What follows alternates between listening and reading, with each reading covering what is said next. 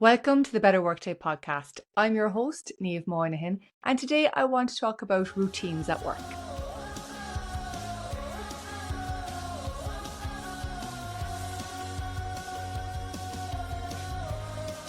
Hello, and welcome back to the Better Workday Podcast. How are you doing? So I took a bit of a podcation. If you are a regular listener, you might notice that I haven't been around for the last week or two, and that's because I just needed a break. The podcast has been going for over a year now, and I wanted to take a step back and take a look at how things were going, get myself re-energized, come up with a few new ideas, and I'm back more excited than ever. And while it was great to have a break, what was funny was I really missed the whole process of recording, editing, uploading, all the bits and pieces to do with the podcast.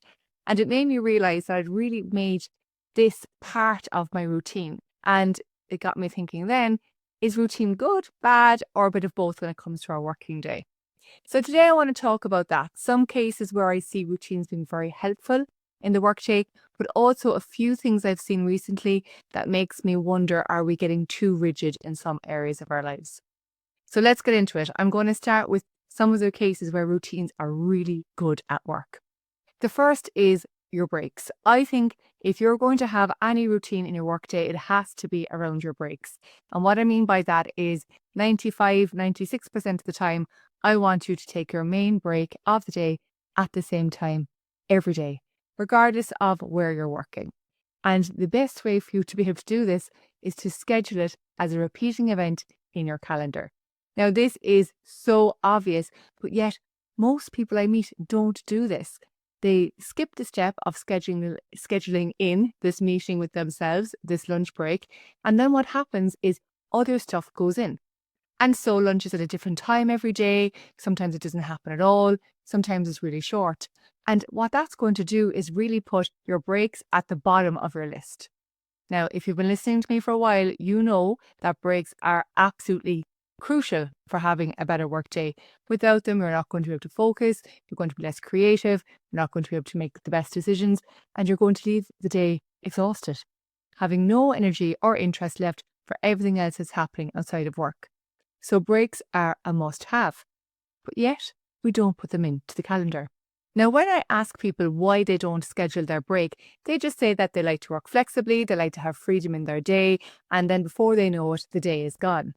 But what if I asked you to take that flexibility out and put in more routine? So, for example, years ago, I worked in retail. I worked in retail all through secondary school and through college.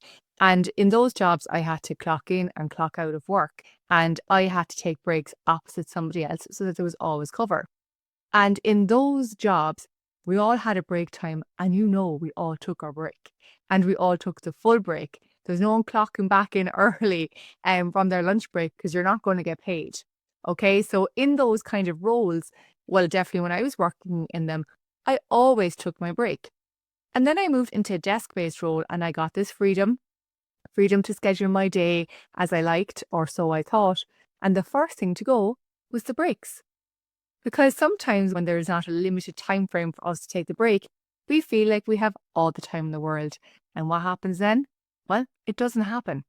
So I definitely think that bringing a little bit more of routine and structure around breaks and start and end times is really, really important in your workday. Now, the other area where I like a bit of routine is my uniform. So again, over the years, I have spent ridiculous amount of time, unnecessary time, worrying about what to wear to the office, what to wear when I'm working from home on camera, what to wear at events, all of the things. And so over the last while, I'd say maybe a year, I started to bring back in a uniform. Again, remembering those days when I used to work in places where I had to wear one and the freedom of not having to worry about such decisions. I mean, I think I've said it in a few episodes past that we're dealing with so much information these days and there are so many decisions we have to make already. I'm all about reducing that. And so you'll notice that on the podcast, if you're watching on YouTube, I tend to wear the same things all the time.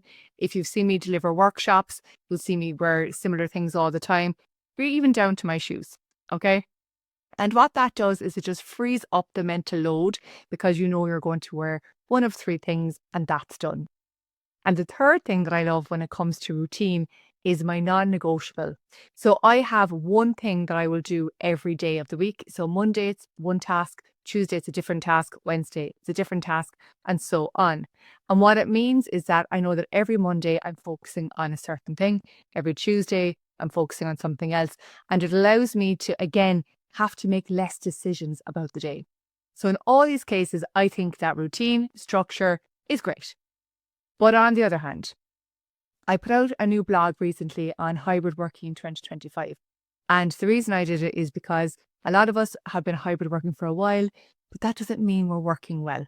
As humans, we are really good at just accepting things that are slightly uncomfortable, a little bit less than optimal, and we're like, we'll get on with it. But I feel it's always good to stop and think, is this really working well for me? And one of the things I've noticed, especially when I'm talking to teams who are hybrid, is that we seem to have put work into two different boxes. So this is the work I do on my home days, and this is the work I do in the office days. And that sounds great. And it sounds like you're getting really organized. And in theory, I think it works really well. But what if something changes? So what if for some reason you can't get into the office for a whole week? Are you going to be able to do the stuff that you've put in the office box from home? Or what if for some reason you have to go into the office more often for a period of time? Are you going to be able to do your home stuff in the office? And I worry that sometimes we overstructure our week and kind of put these, boundaries around our work. And then if there's any change at all, we're out of sorts, we're stressed, we don't know how we're going to handle it. Now, if this is resonating with you, one thing I'd like you to do is to mix it up in the week ahead, okay? So something you normally do from home, I want you to wait for an office day and vice versa, because you can do it. Of course you can do it. You're very capable of doing your work from anywhere. And I think it's good for us to remember that often, so that if things change that are outside of our control, we still can feel in control of our work and of our day. And the other thing I mentioned in that blog was changing your environment. So again, there might be a chair with like a dodgy wheel that you've been putting up with, or maybe, you've needed a footstool for a while, but you haven't got around to it. Every couple of months, I think it's good just to check those things. But also, again, if you're watching on YouTube, you might have noticed I change my room around a lot. So if you know me, I change my whole house around a lot, actually. I'm one of those people that's always moving furniture. But from a work perspective, again, I feel this shifts my routine. It changes my energy. It gives me a new perspective. And especially if I'm feeling like I want to, make a run of things, or I want to really focus on a new project, I like to change up my direction and to kind of see things in a new way.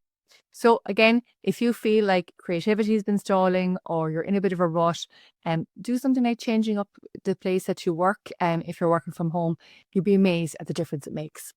So really what I'd like you to think about after this episode is, where are routines supporting your workday, and where are they maybe holding you back or restricting you? Okay, so always think, are these routines setting me up for success during the day? Are they supporting me? Are they reducing decision fatigue? Are they making the day flow more easily? Are they supporting my energy levels? All of those are good routines. And on the other hand, I want you to think, are there any areas that are too structured, too rigid, that if you had to be flexible, you'd almost break? And if that's the case, again, I want you to test that out now. I want you to flex a little bit, change things up, to remind yourself that of course you can adapt. Of course you can change things up when needed. So I would love to hear from you if you decide to implement a routine, i.e. schedule your recurring meeting for your lunch, or some other routine. Or on the other hand, if you decide to shake things up a bit, I'd love to hear that from you as well. As always, you can find my contact details in the description, along with the full show notes. And if you found this episode helpful, please share it with a friend or colleague who you think would benefit. Okay, that's it from me. Until next time, stay well and have a better workday.